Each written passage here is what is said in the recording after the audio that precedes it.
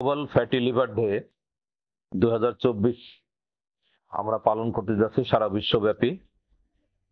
Fatty liver বর্তমান সময়ে একটি মহামারী আকারে সারা বিশ্বে, উন্নত বিশ্ব একটু বেশি এবং আমাদের মতো মধ্যম আয়ের দেশগুলোতেও এটা অনেক বেশি প্রকোপ দেখা যাচ্ছে। এটাকে আমরা বলি মেটাবলিক সিন্ড্রোমের একটা অংশ হিসেবে এই অসুখটা লিভারে প্রকাশ পায়। ফ্যাটি লিভার হলে যে একটু আতঙ্কিত হতে হবে সেটা কম নয়। ফ্যাটি লিভারের একটা অংশ যাদের লিভারের ফাংশন অর্থাৎ লিভারের এএলটি রিপোর্টগুলো একটু বেশি হয়, তখন আমরা তাদেরকে একটু কনসার্ন হিসেবে নিই, কারণ এটাকে ফ্যাটি লিভারের সাব ক্লাসিফিকেশন হিসেবে নন অ্যালকোহলিক স্টিয়াটোহেপাটাইটিস বা ন্যাশ হিসেবে বলা হয়।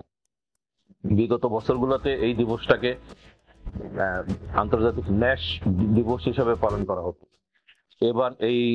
এবারের প্রতিপাদ্য বা মূল যে টাইটেল বা হেডলাইন সেটা বলা হচ্ছে গ্লোবাল ফ্যাটি লিভার ডে, অর্থাৎ ন্যাশকে সাথে রেখে ফ্যাটি লিভারের অন্যান্য যে কম্পোনেন্ট গুলো আছে সবাইকেই ইনক্লুড করার জন্য এটা বলা হয়েছে।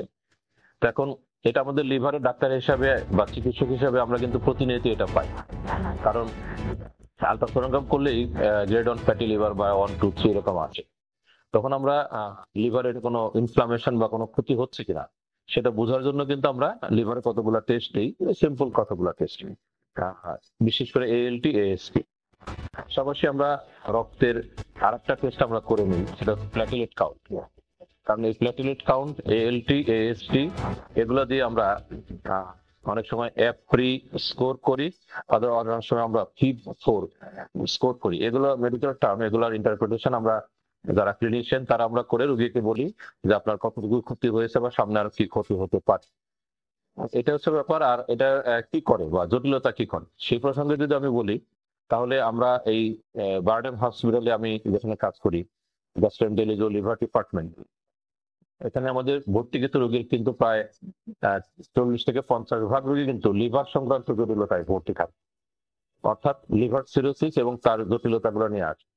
তো সেই সিরোসিসের কারণগুলো ইদানিং কালে আমরা খুঁজতে গিয়ে যেটা পাই, সেটা প্রায় গত 15 বছর ধরে আমরা দেখতে পাচ্ছি যে হেপাটাইটিস বি, সি অথবা অ্যালকোহল, যেটা মেইন কারণ ছিল এক সময় সিরোসিস অফ লিভারে, সেগুলো কিন্তু এখন আর নাই। তাহলে আমরা ওটাকে বলতে যাচ্ছি যে non B, non C cirrhosis of liver.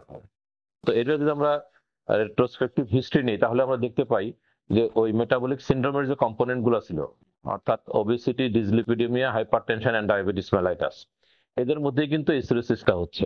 আমাদের করণীয় হবে যে এই যে সমস্ত কারণে ফ্যাটি লিভারের অ্যাসোসিয়েশন পাওয়া যায়, অর্থাৎ স্থূলতা বা ওবেসিটি, লিপিডের অ্যাবনরমালিটিস, প্রেসার এবং ডায়াবেটিস, এগুলাকে নিয়ন্ত্রণের মাধ্যমে আমরা এই ফ্যাটি লিভার থেকে যে ন্যাশ হয় এবং পরবর্তীতে সিরোসিস অফ লিভার, এমনকি লিভার টিউমার বা লিভার ক্যান্সারও হতে পারে।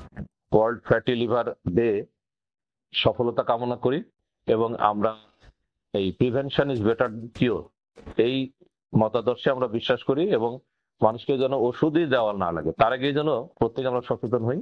আমরা খাদ্যাভ্যাসে আমাদের পরিবর্তন করা যেটা দরকার, আমরা সুষম খাবার সেটা আমরা গ্রহণ করবো এবং আমরা একটা সুস্থ এবং কর্মক্ষম এই নেশন বা জাতিকে আমাদের সামনে আমরা উপহার দিতে পারবো যদি আমরা সবাই সব মেরে ফেলি। তো ধন্যবাদ সবাইকে।